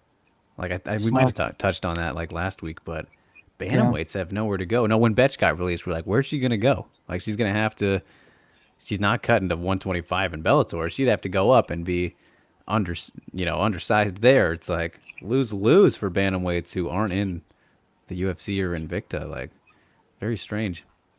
Very strange how there's limited options there. yeah, kind of a bummer actually. Yeah, it sucks. It sucks. But our life after death here with another one. Who would you match up against Alejandra Lara in Bellator? So I would have liked to see Carmouche versus Lara. I think that one would have been good to decide who the next contender is after Velasquez, but instead they went with Deanna Bennett, which is wild card. Wild card is in there.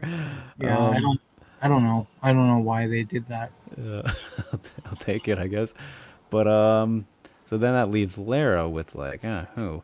I mean, Kate Jackson, I guess, right? I mean, coming off of the title loss. I don't know if they fought already, but I don't know. I don't know. What do you think? You got somebody in mind? Yeah, I don't know. That division's the bottom five or the bottom like the bottom four ish, Hmm. because I would put Lara probably at number 3 or 4 in that division. Um, it's not as stacked as Oh, there's the Valerie UFC Latorno. Sorry to cut you division. off, but there's one. No, Latorna would be a good fight, and that's where I was getting at. Okay. Valerie Latorna would be a really fun fight, and I mean, I would assume that that's where they go, but I don't know. I'm She not might sure be where. retiring though, man. She's been very quiet lately. Like No, I've wanted to kind of figure this out. she's doing that. She's doing that show. Oh, Um, really? yeah, that she did that show in where did they do it? Some Canadian show. No. Oh, you're talking about Latorno. Yeah, yeah. Oh, you're talking about Lara. Yeah, Lara Yeah, did the Jorge Masvidal one. yeah. Well, Yeah, I can't think of the name of Excetlon the or show. whatever. I Yeah. actually watched it. Um, it's a really good No, show. yeah, Latorno. Yeah, I meant Latorno. Yeah, Didn't Latorno. I mean, don't know what she's doing. yeah, I don't know. It's weird times. I mean, again, weird times. We don't know what a lot of fighters are doing right now. Yeah. So Stamina's got some scoops, maybe some insight. I read somewhere that Kaufman fell out of favor with the UFC on account of decking multiple fights with McCann. That was a little before my time, so I can't speak to the veracity likelihood of that. Yeah, I mean, I remember that. I remember some fallout with the UFC and Kaufman because she was supposedly not fighting somebody, and I guess it was McMahon. I don't remember, to be honest. Hmm. Yeah, I do remember them being. I think there was like they were matched up at a point. I don't know exactly what happened. That was a while ago, obviously, but let's not hold grudges, you guys. Remake the fight. Sarah needs an opponent anyway. Yeah, You know that Kaufman will take it now. I bet you she would say yes, do it now. I would assume that she would say yes at She this would be point, wise to. So just to just to get back into the UFC where she yeah, belongs. yeah, exactly. So all right, we have. And finally, at the preview, UFC Vegas 8 preview, Pollyanna Vienna is taking on Emily Whitmire. What do you think? Was that Gizmo making a cameo in the background? Yeah, he's barking right now. So I had to make a comment. So yes, Pollyanna Viana versus Emily Whitmire. I am still baffled to think that that Viana is on a 3 fight losing streak here. Like, I think that we mentioned this when Such a bummer, man. I know they tried to hype train her. They pretty much tried to hype train her a little bit too soon, obviously. But Yeah. it's it's one of those things where does she really get cut after if she was to lose 4 in a row? Like, probably should be, but like, would they? I don't know. Her losses have been well. I don't think she lost that Hannah Cyphers fight. First of all, I remember that one quite clearly. Um, that was kind of BS. I wouldn't say robbery, but I think she definitely edged it out.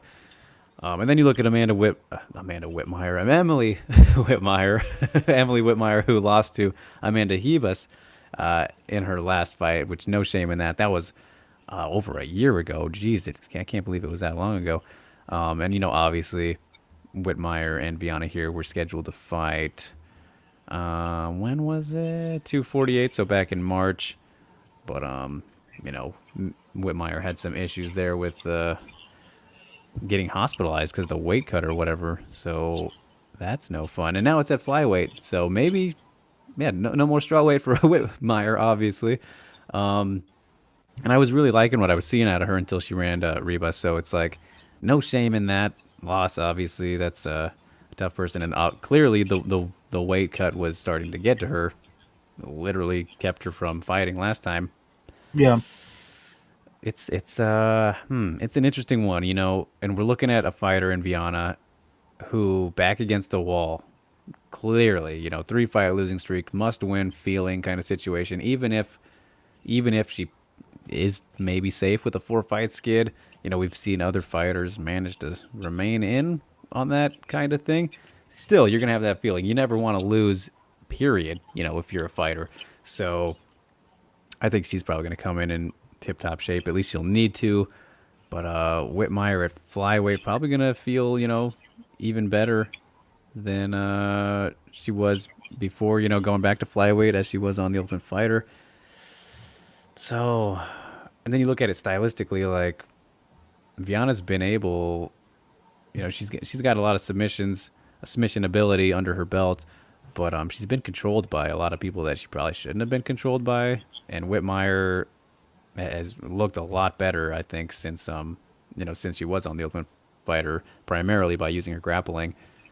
Striking, I think it's pretty even, but I think the tenacity and pressure that Whitmire is going to put on, I think it might be a bit of the X factor. So I'm going to go with Whitmire, even though there's that rust, like a lot of little things I'm looking at for this one.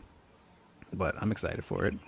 I feel like Emily Whitmire is probably the better fighter out of the two. Um, I know that Viana had a really high a really big hype train. You know, she got pushed.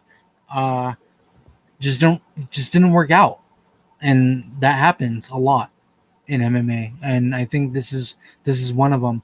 Whitmire is the better fighter, and I think that she wins. I don't know how. Um, Hell, we might see a better Pollyanna Vienna. Yeah. Whitmire via higher fight IQ. Yeah, Vienna just ain't that good, bro. Yeah, like she just it's, but she was good. She was good at a when she was fighting lesser fighters. Now that she's in the UFC, she just hasn't shown. She just hasn't shown it. I mean, that's weird. It's weird. Like, yeah, okay, so they obviously pushed her too soon, trying to make a big deal out of her after she beats Maeva Stevenson in her first fight, which, was a fight she was supposed to win, obviously. And then they throw her in against JJ, who they really didn't respect with that idea. And JJ went out there and beat her pretty clearly. But then, there's that Hannah Cyphers one, which was, close enough to be a split decision or whatever. I do think that she won that one. And then Macedo, that one's like, she just kind of, yeah, did not fight very smart in that one and got caught real quickly. Only a 69-second fight. Um, so yeah, it's like I'm not ready to completely write her off here just yet, but I've liked what I've seen more from Whitmire in terms of like what you've done for me lately. Like you can't really put too much onto that the loss. I don't think. But Yeah, the Moyle and Alexandra Albu fights, those last two wins that she had, those were very good wins. So performance wise and everything. So yeah, I'm gonna say Whitmire by. I could see her getting a submission here too, but I think that Viana will come in noticeably better or different. Like I she said, not should. ready to. She should, but we just don't know, and we just don't know. Yeah. So So that's why I'm taking Emily Whitmire to win. I wouldn't be surprised if Viana wins, but I haven't seen enough from her in the UFC, and Whitmire's a better fighter. yep, I'm gonna say Whitmire UD unanimous. Yeah, yeah, same. Whitmire decision. Yep, yep, yep. So we will get to your guys' questions after we finish the preview, just to make it all flow through here real quick. So don't worry about that. Okay, Mallory Martin versus Hannah Cyphers in a strawweight fight. This is another situation where the well, let's see, let me get the right one here. Where back against the wall, must win situation. We got two of them here. Where Hannah Cyphers, um, yeah, you would have to imagine that this is the straw that'll break the camel's back, But she's been saving the day, right? Because we saw, shout out to James Lynch. We already got one shout out for him earlier. Um, he talked to Mallory. I'm thinking it was him. Sorry to whoever if I've got that wrong.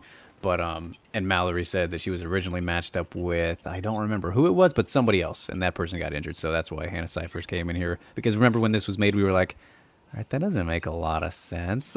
Yeah, So, but again, Cyphers has been really active during this time where yep, not a lot of fighters have been active. Maybe she just yeah, wants to fight, you know? yeah. It's A fight she'll get too against Mallory Martin. It's a yeah, tough fight. it is a tough one.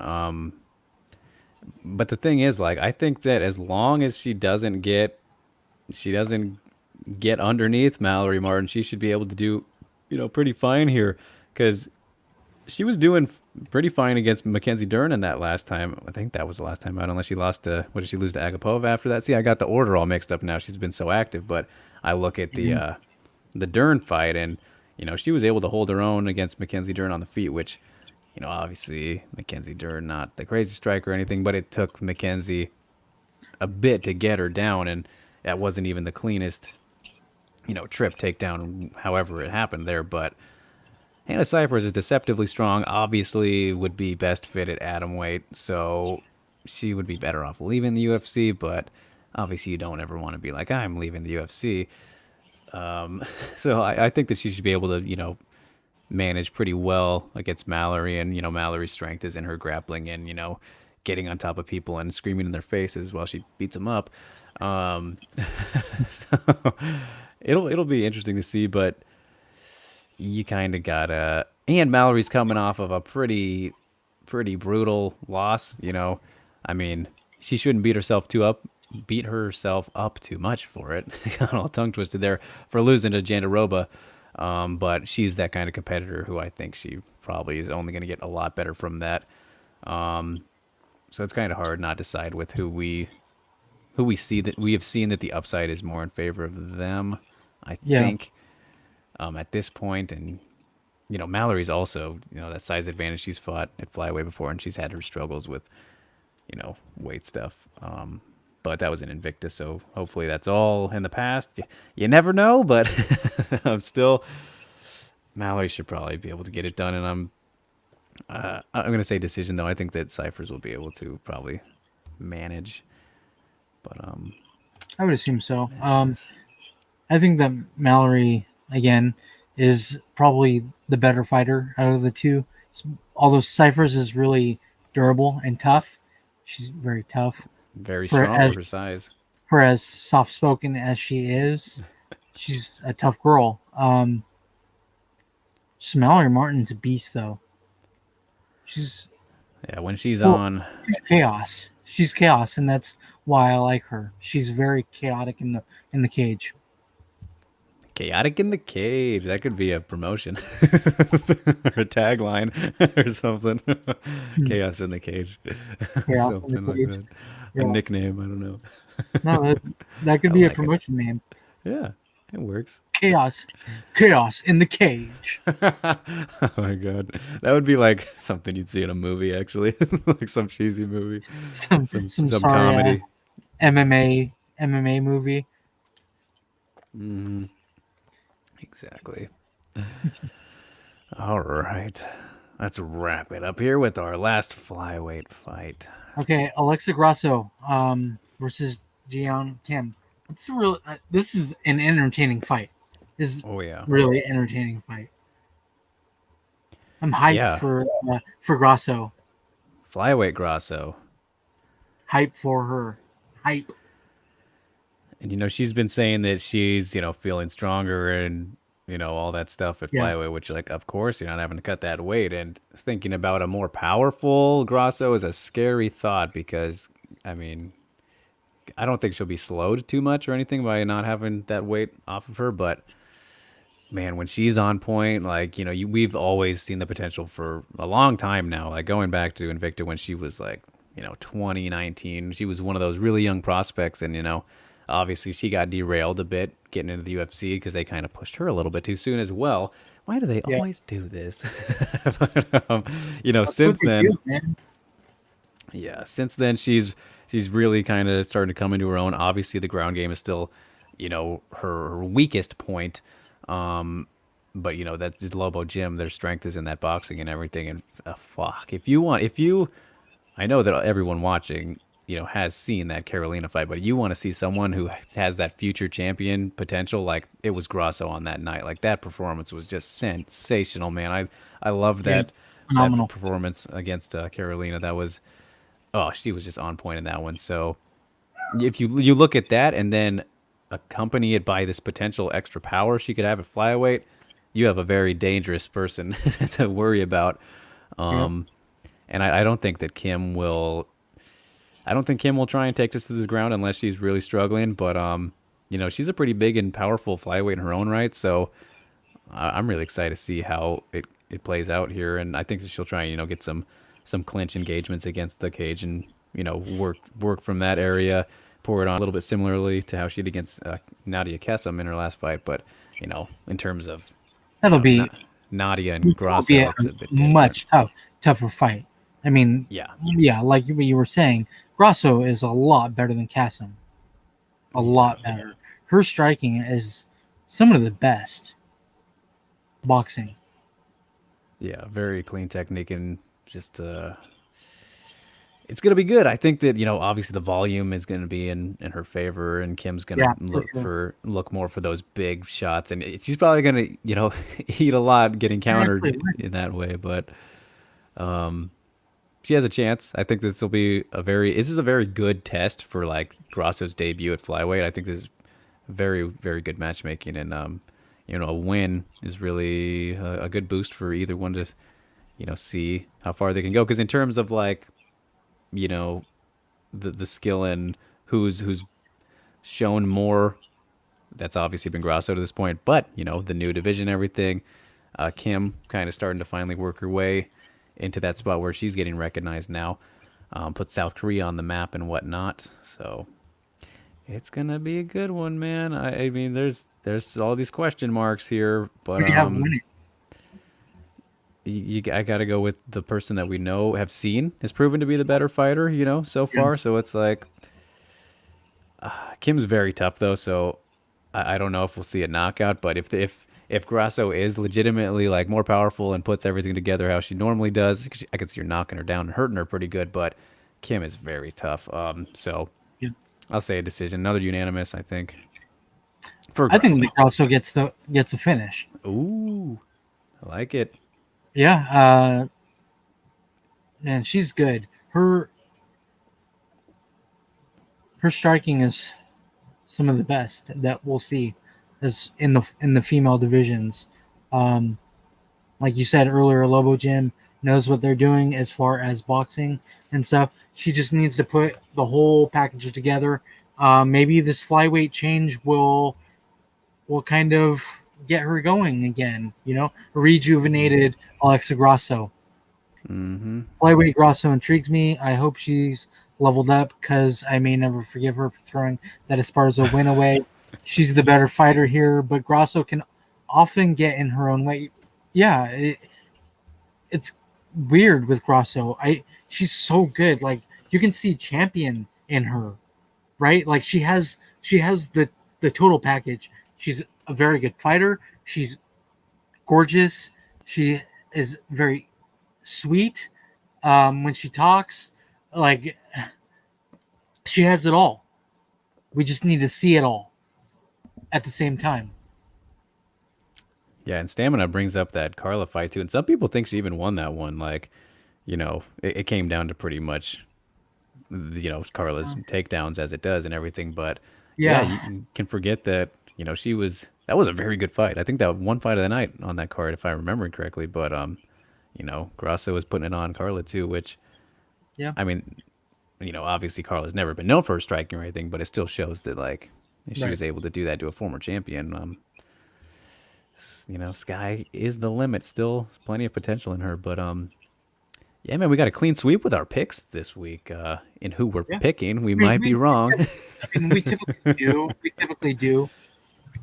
Here and there, we disagree on one or two, but no, Yeah, clean sweep here on this week.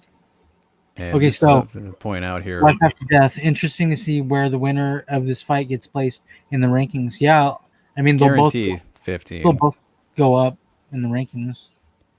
Yeah, and I mean, is Kim already ranked? Isn't she like 12? She's 14. She's Oh, 14 right 14. now. Yeah, So I could see her like going up maybe one or not even moving. Kind of depends on how she wins. But I bet you that they would. I bet you if Alexa wins, they'll put her at like 13 or 12, like something.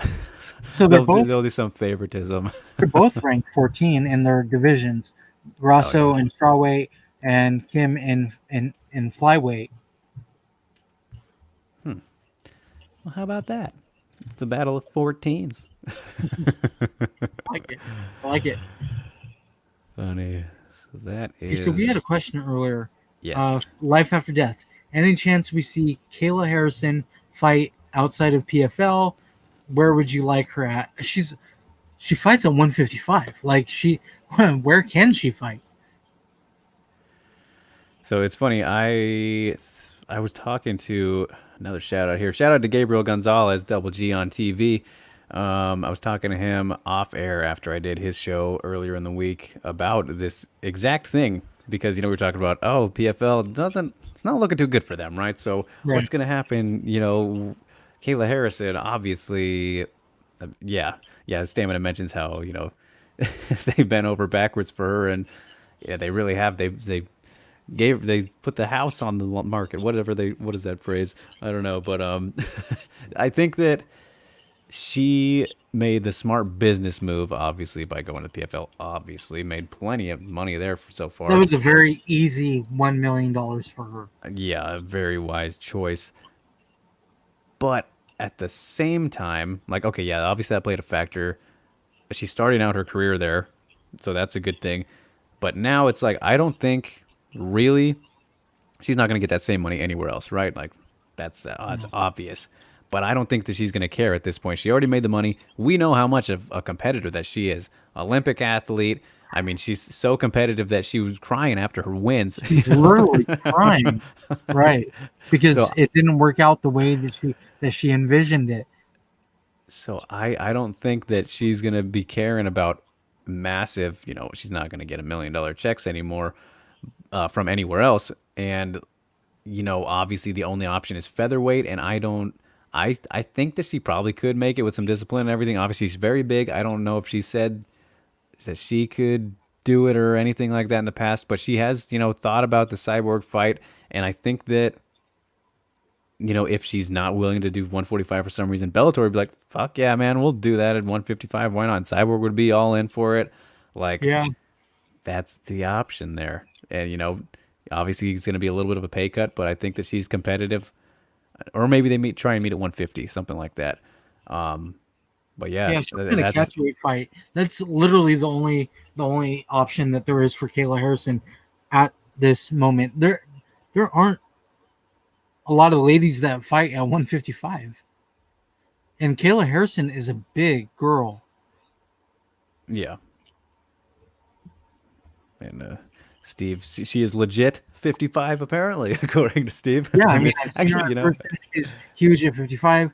Can't see her make 45. That's those. That's my exact. That's what I've been thinking about when it comes to Kayla Harrison. Is I mean, I just don't see her making 145. If anything, there has to be a catch weight wherever she's at. Maybe Bellator, maybe the UFC, depending if Amanda Nunes not a beat chance. Megan. I mean, what else is there? There's nothing else. Yeah, I think it's literally only Bellator, and make that Cyborg fight happen, and then I mean if she wins that, then she's proved that she can hit the goals. That's the ceiling for her. Yeah. And she's made all the money at that point, so it's like obviously that's fine too. Or yep. Ain't nobody want to see that. Ain't nobody want to see Gabby Garcia versus Kayla Harrison. That was where I was going next. No, nobody Go wants to to. Ryzen. Nobody wants to see that shit. Bro. But I would love to see I mean, that. okay, so like a one-off or whatever would be fine, I guess. Whatever. It would It's be the most totally legit opponent she's ever had. yeah. Oh yeah, for sure. It's totally like a Ryzen thing to do though. Yeah, I mean, I might want that more now. Let's do both of them same night. How about that? Put Cyborg over in Ryzen 2 for it. Just have her They're do both of friends. them. Cyborg and Gabby Garcia are friends. I think they still are. I remember there was kind of something going on there, but and I remember I saw Kayla in person too. She was there during the UFC 244 fight week. I saw her in New York, but Yeah. I wasn't like staring at her. It was like in passing. Um, so yeah, I did see her, but she obviously very big. So um, what do we got here?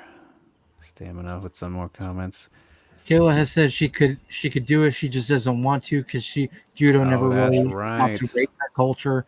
She has to though, in my opinion, because there are few credible fights for her at lightweight, if Yep. any. Right, like there just aren't fights at that weight.